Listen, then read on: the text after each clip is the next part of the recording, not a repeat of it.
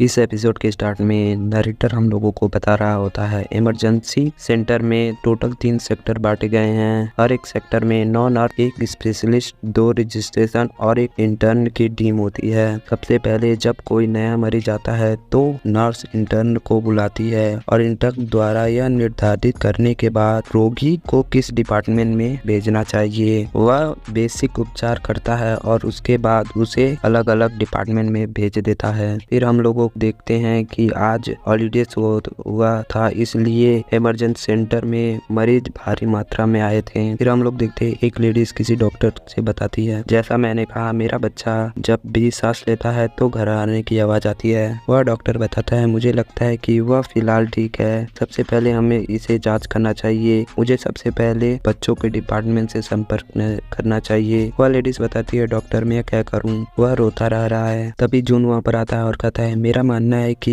यह कुछ और कारण है। फिर वह उस बच्चे को देखता है और कहता है यह साइनोसिस है और यह यदि घरहट की आवाज आती है तो इसकी संभावना कुछ और है। फिर वह डॉक्टर उसकी उंगलियों को देखता है और कहता है कि उसकी उंगलियां नीली पड़ गई। तभी जून बचाता है क्या यह बच्चा खेलते समय किसी चीज को अपने मुंह में डालने की कोशिश करता है। वह लेडीज बताती हाँ यह कभी कभी ऐसा करता है। फिर जून पूछता है 1 घंटे पहले यह क्या कर रहा था। लेडीज सोचती और बताती है मुझे लगता है कि 1 घंटे पहले वह अपने खिलौनों के साथ खेल रहा था। जून बताता है इस बच्चे को मुझे दो। फिर वह उस बच्चे को लेता है और उसे कहता है अच्छे बच्चे तुम ठीक हो जाओगे। फिर तभी रॉनी अपने पावर से उसे सुला देता है। बाकी सारे लोग यह देखकर कहते हैं वह शांत हो गया। तभी जून उस बच्चे को उल्टा करता है और कहता है यह पूरी तरह से रुकावट नहीं है, लेकिन यह और भी बदतर हो सकती थी। यह विदेशी खिलौनों के कारण है। तभी जून बताता है थोड़ा समय के लिए बहादुर बनो दोस्त। फिर वह उस बच्चे के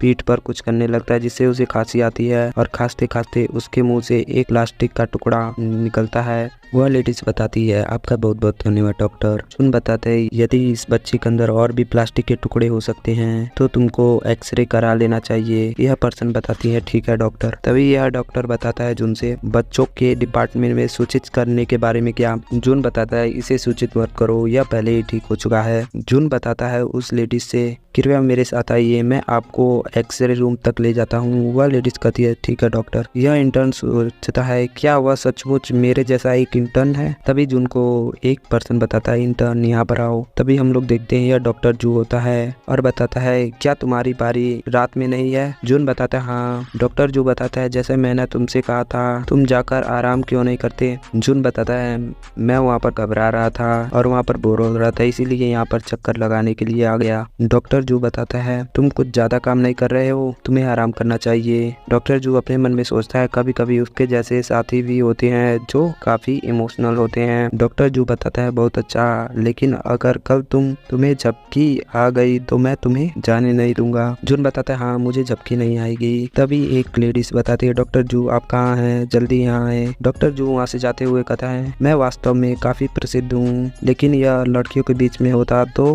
काफी अच्छा होता। फिर हम लोग एक मरीज को देखते हैं जो अपने पीठ को पकड़े बैठे होता है। तभी जून आता है और नर्स से पूछता है उस व्यक्ति की कंडीशन क्या है। नर्स बताती है कल शाम को उसने चिकन और बिरयानी खाने के बाद उनके पेट में दर्द हो रहा है। जून उसके पास जाता है और कहता है सर क्या आप ठीक है, क्या आप मुझे बता सकते हैं कि आपको दर्द कहाँ महसूस हो रहा है। वह पर्सन बताता है नाभि के ठीक ऊपर। तभी रॉनी उसे चेक करते हुए बताता है शरीर का तापमान 38.5 डिग्री और बीपी 70 और बीपीएम यानी प्रति मिनट सांस लेने का 29, पेट में सूजन और दर्द। तभी हम लोग देखते हैं पीछे से एक डॉक्टर बताती है इंटरनल मेडिसिन से अभी भी संपर्क नहीं हो रहा है। जून बताता है क्या अभी भी नहीं संपर्क हो रहा है। जून बताता है तो चलिए इसका ब्लड टेस्ट और एक्सरे करेंगे। वह नर्स बताती है लेकिन फिर भी हमें उन्हें पहले सूचित करना चाहिए। जून बताता है इसकी कोई आवश्यकता नहीं, रोगी काफी इमरजेंसी में है। वह बताती है नर्स ठीक है तो मैं डॉक्टर जू को बुला लेती हूँ। जून वहाँ से जाने लगता है और कहता है इन सब चीजों का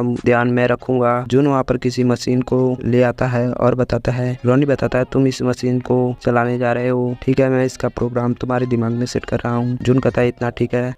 रोनी बता रहा होता है तुमने पहले ही एक आदेश दिया था तो तुम्हारे साथ क्या हुआ था तो तुमको मालूम है ना। जुन बताता है मुझे बाहर नहीं निकाला गया, यह काफी है, लेकिन इस बार मैं किसी भी रोगी को ऐसे छोड़ूंगा नहीं। फिर रोनी बताता है अगर तुम इस बार भी अपने आदेश को देते हो तो तुम्हें कुछ भारी चुकाना पड़ सकता है। जुन कहता है ठीक है चुप रहो। फिर कुछ देर बाद जुन उसका एक्सरे निकाल लेता है और उसके बाद नर्स आती है और बताती है पेशेंट यू की एक्सरे और ब्लड के टेस्ट आ चुके हैं। डॉक्टर जू बताता है क्या एक्सरे। डॉक्टर जू इस रिपोर्ट को ले लेता है और कहता है क्या एक इंटर्न ने स्वयं ऑर्डर दिया था एक्सरे करने के लिए। तभी रोनी बताता है इस समय जून तुम क्या करोगे, तुम गहरे पानी में हो। डॉक्टर जू उसे देखता है और हंसता है और बताता है तुमने इसका आदेश दिया तो तुम इससे रिपोर्ट को चेक कर सकते हो और बता सकते हो कि इसे क्या प्रॉब्लम है और इस पेशेंट को तुम संभालो। रोनी बताता है यह व्यक्ति काफी अच्छा है, यह तुम्हारे बातों को समझता है। फिर जून उस व्यक्ति के बारे में सब कुछ बताने लगता है कि उसके कौन सी बीमारी हुई है। उसे हाइपोथिस्मिक नाम की एक बीमारी हुई होती है। डॉक्टर जू भी इस बात को सुनकर थोड़ा हैरान होता है। जून उससे सारी रिपोर्ट बता देता है। रोनी बताता है तुमने 92% मेरे जैसा जांच दिया है। डॉक्टर जू उस रिपोर्ट को देखता है और बताता है यह तो सही है, क्या तुम सचमुच एक इंटर्न हो। जून बताता है हाँ मैं हूँ, मैं इंटर्न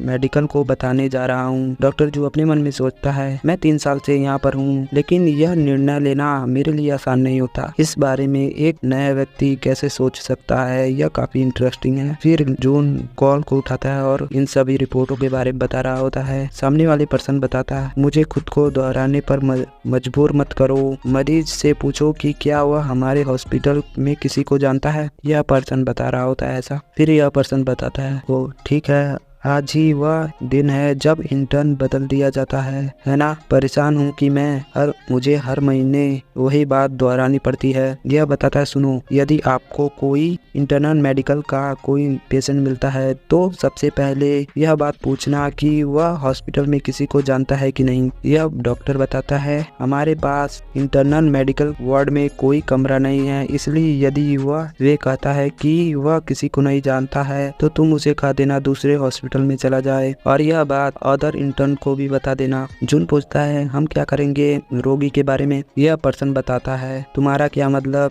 तुम क्या करते हो, जैसा मैंने कहा वही करो, दूसरे हॉस्पिटल में जाने के लिए उसे कहो। जून इस बात को सोचकर काफी गुस्से में आ जाता है और अपने दांत को पीसता है और बताता है मैं क्षमा चाहता हूँ, लेकिन मैंने मरीज को दूसरे हॉस्पिटल में भेज नहीं सकता। यह पर्सन बताता है क्या तुमने उसका पहले ही एक्सरे और ब्लड टेस्ट कर लिया है। जब मैंने कॉल नहीं उठाया था तो तुमने खुद ही आदेश दे दिया और इसका रिपोर्ट बना दिया। फिर यह पर्सन बताता है क्या तुम मेरे साथ मजाक कर रहे हो, तुम जहाँ पर हो वहीं पर रुको। जून बताता है हाँ मैं ऐसा करूंगा। और इसी के साथ ये एपिसोड खत्म कर लेते हैं। नेक्स्ट एपिसोड के लिए कमेंट करो।